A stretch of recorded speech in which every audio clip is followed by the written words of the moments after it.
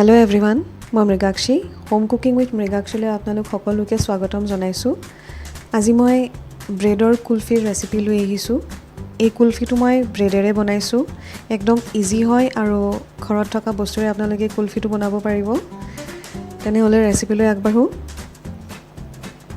ইয়াত মই কাজু আৰু আলমণ্ড লৈছো মিক্সি জাৰটোত আৰু তাৰ পাছত মই চেনি লৈছো ইয়াত 3 টেবুল চামুচ ডাঙৰ চামুচেৰে লৈছো।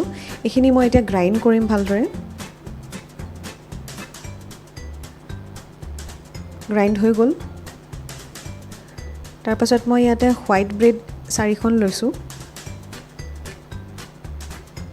কুলফিৰ বেছটোৰ কাৰণে মই ইয়াতে ব্ৰেড ইউজ কৰিছো।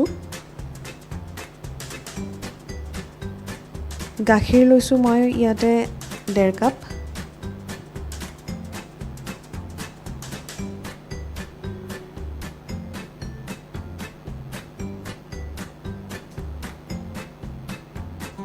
তাৰ পিছত মই এখিনিৰ লগত মিল্ক পাউডাৰ এড কৰিছো প্ৰায় 6 টেবুল চামুচ ডাঙৰ চামুচেৰে।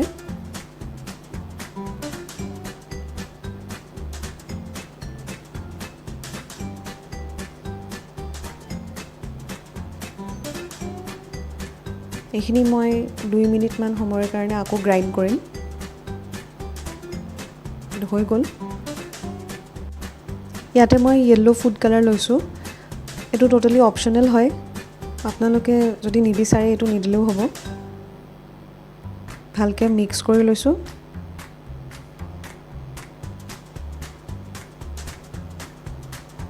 এতিয়া মই এনেদৰে ঢালি লম।